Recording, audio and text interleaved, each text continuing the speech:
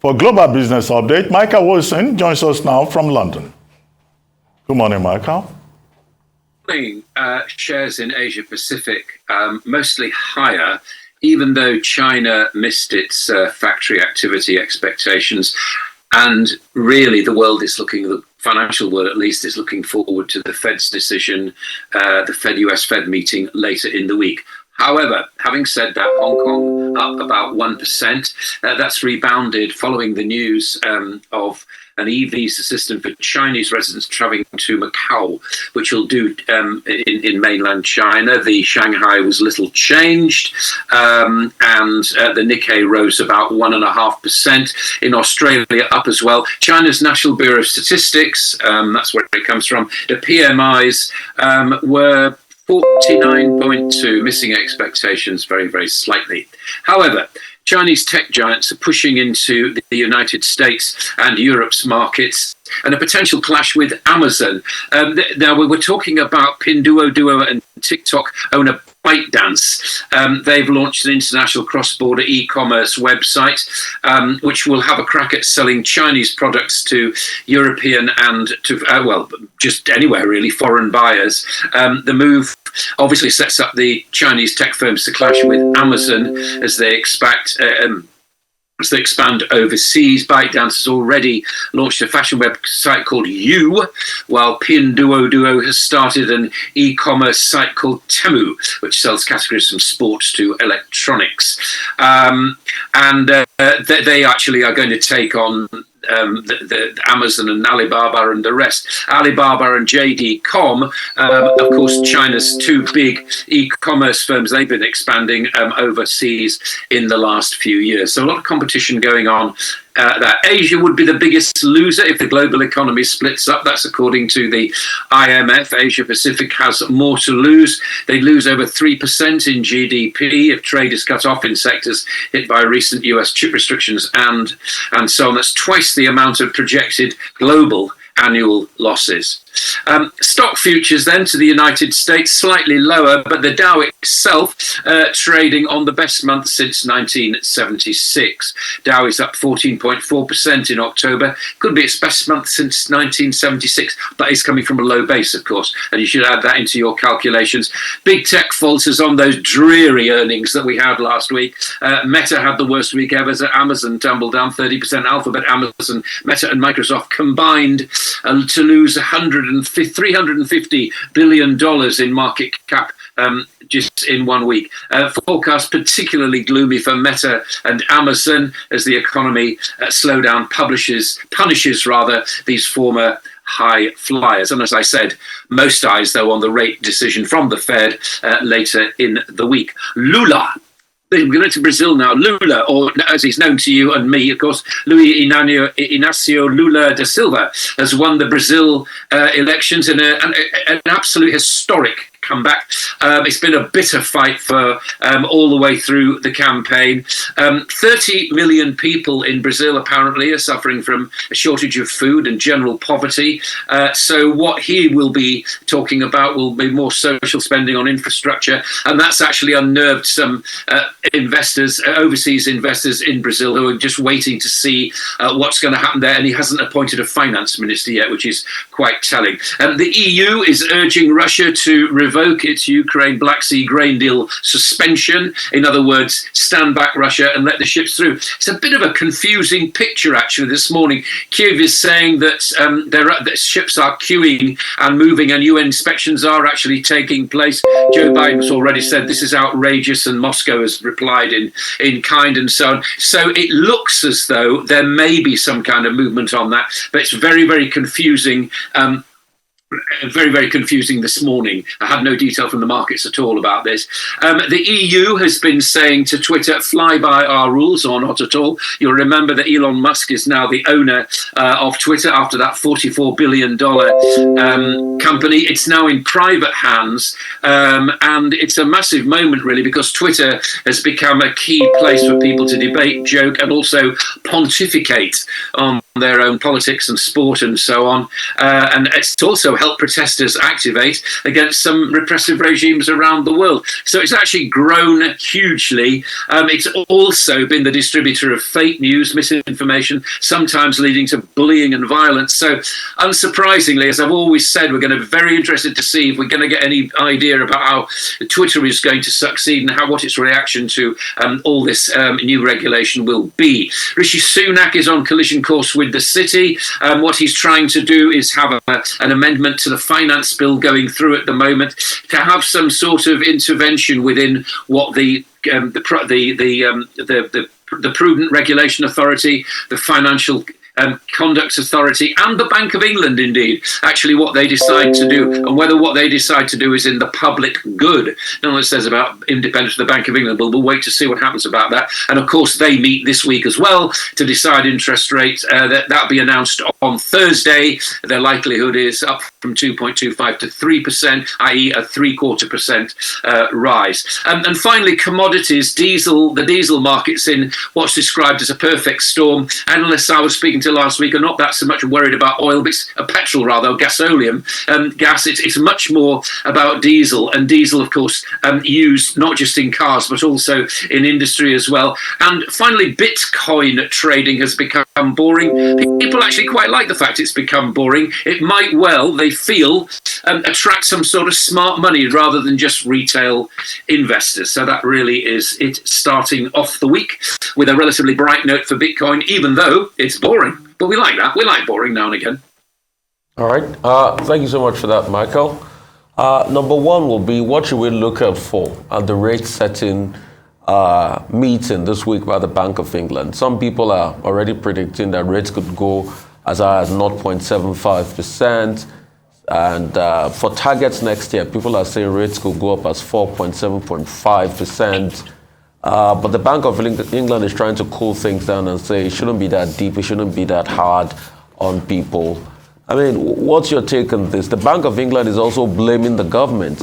I think Adrubeli was saying he'll be flying blindly, because the government has not done what it ought to do on its own part. I'd also like to ask about, that 45 billion tax deficit initially in Liz Truss' plan. Because with that money, at least a month worth of collections will have been gone based on the arguments and debacle before the plan was reversed. There's still going to be shortfalls. How will the government block out all of this? Because it's about the fiscal part now, the government part.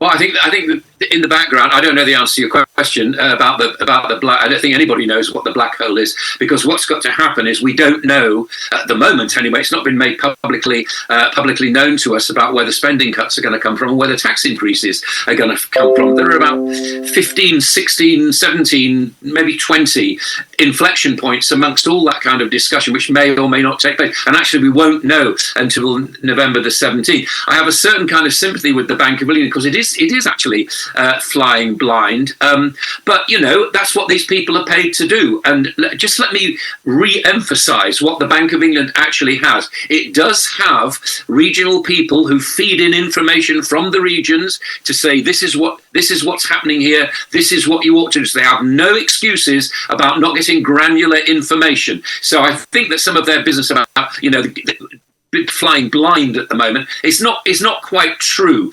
I think what they're trying to do is recover from being very much behind the curve earlier in the year.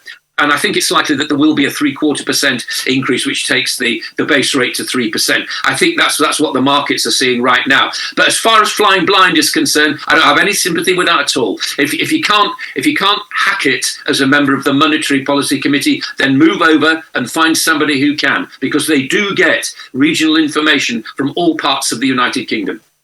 Well, two quick things. One, I wanted to ask you what you think of Russia pulling out of the grain deal and saying that Ukraine is the aggressor in this regard, attacking Russian ships with drones. The view that has been expressed is that this is going to have serious consequences for the food supply. Well, Ukraine says Putin is lying. The Americans also say that, this has been made up. Britain is also being accused of having been part of that operation. Britain is also saying that Russia is lying.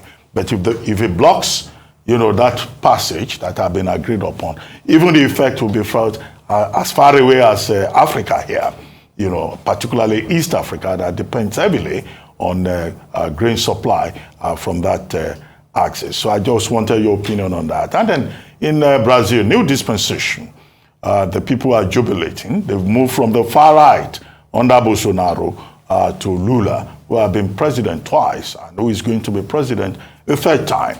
Will assume office on January 1. So he is on the left. So the people, they are justifiably, excited. And also, other leaders in Latin America are also excited. In Argentina, in Colombia, in Brazil, in other parts of Latin America, that Lula is back, the man who supported the poor. But what is in his shopping tray? Because the man that is going to leave, he has issues with environment, he has issues with homophobia, he has issues. Thousands of people, hundreds of thousands of people died because he didn't believe in COVID. For those of us who criticize Bolsonaro, the man they call the Trump of the tropics, let him just go and meet his brother Trump in retirement. But what do you think in terms of what is in the shopping tray and what Lula will be able to do, considering the level of devastation in Brazil at the moment? Well, what do you think then? What do you think happens? So here you are.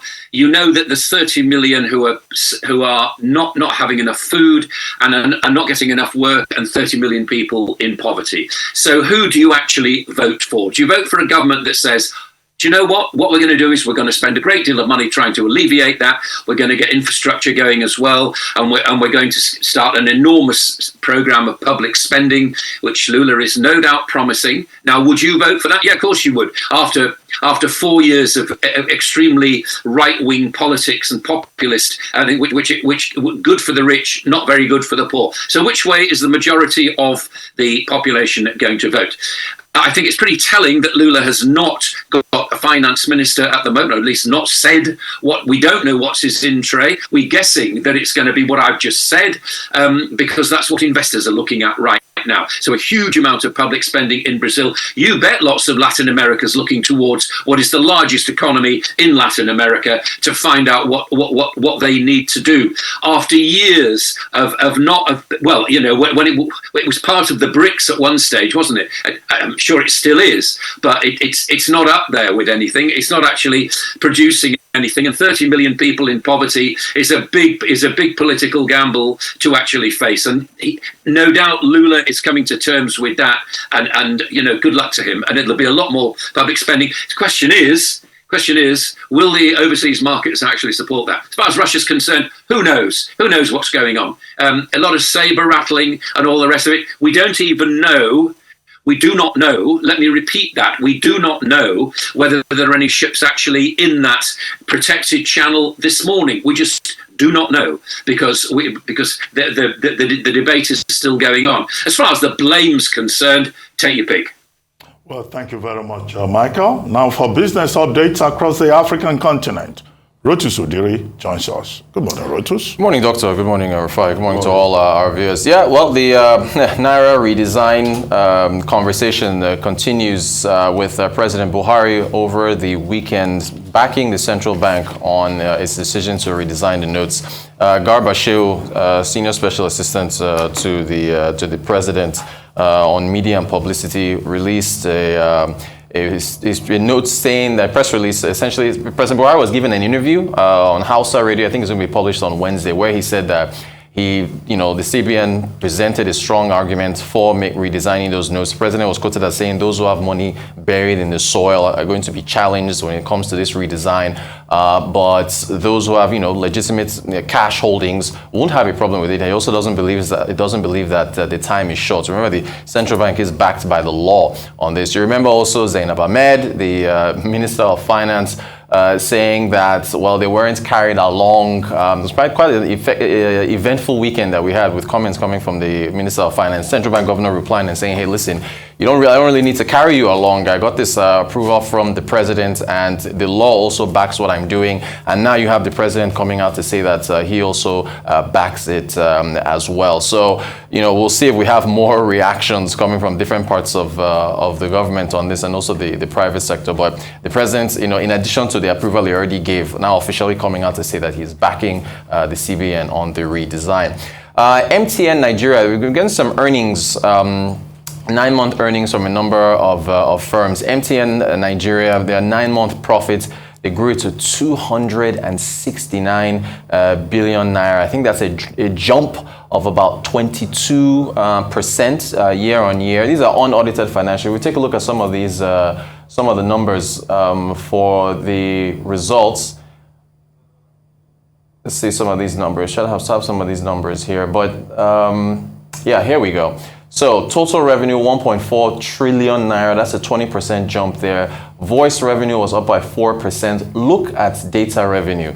I mean, when you think about everybody sharing, every time you share something on WhatsApp, every time you comment, download a video, go online, these telco companies are really making a lot of money. Voice revenue is higher. It's 753 billion. But data jumped by 49% to 549. In a matter of a number of quarters, we might see data revenue catching up with voice and maybe eclipsing it. Look at the income tax paid to the government, 139 billion naira, 26% double-digit growth there. Profit after tax, as I just mentioned, a 22% climb to 269. When we take a look at the subscribers, so mobile subscribers now 74 million, climbed by 9%. Your active data users, 38 million of them, that's up by 14%. Fintech subscribers, 68% climb there, 11.2 million. So the telcos they're raking it in. However, the stock price though, I mean, you've seen a slide on the Nigerian Stock Exchange. Now the market, I think, dropped by 1.6% on Friday. MTN's stock, I think, closed at 197 naira per share. Back in May, it was as high as 248 or so, or 242. So it's dropped about 22%, but that's in line with the rest of the market. The Nigerian Stock Exchange earlier this year was up by 17% year to date. As of Friday, with that 1.6% drop, it's now, the market is up by like 2.8, 2.6% or so. So, but still, the telcos, in terms of long term, if you're looking at the telcos and where they're going, in terms of their how important they are to the economy. You think about the ICT sector and you think about what they contribute, you think about what they mean to different businesses across different sectors. These are gargantuan numbers from MTN Nigeria. Finally, Peter Obi has, hey, Rufai, you'll be happy to hear this. Doctor, you'll be happy to hear this. He's, according to Don Yokupe, his campaign manager, he's going to be releasing his manifesto today. He's released it. It's out, yeah? Okay, good. The pact with Nigeria. So we're looking forward to drilling down into that manifesto and seeing what plans he has. All right, okay. Yes, Let me Dr. start with this controversy between the Central Bank of Nigeria and the Minister of Finance, who appeared before the House of Representatives and said, she wasn't aware and that there could be dire consequences, grave consequences for the Nigerian economy. Well, one, the governor of the Central Bank of Nigeria does not report to the Minister of Finance. That point must be clarified. The CBN is in charge of monetary policy. Yes. The Ministry of Finance is on the fiscal side. Yes. Right? Yes. The reason we have seen the CBN under Emefiele taking a number of fiscal measures is because the people on the fiscal side, as we have said on this program, have not been doing their job. That's right. So the CBN has been doing more heavy lifting than it should do ordinarily. Now, what the CBN has done with regard to monetary supply, it's its core function under Section 2 of the CBN Act of 2007.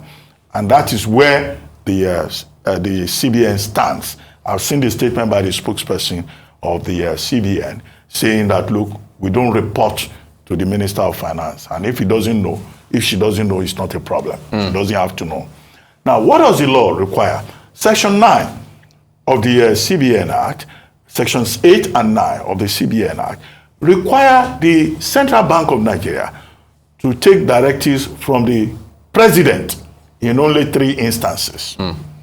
When they want to invest abroad, right? If they're going to invest in a foreign environment, using Nigerian resources, then the president must know about it. 2, when they release their annual reports, the president also must be notified. 3, if there's going to be a change in currency, they must get directive.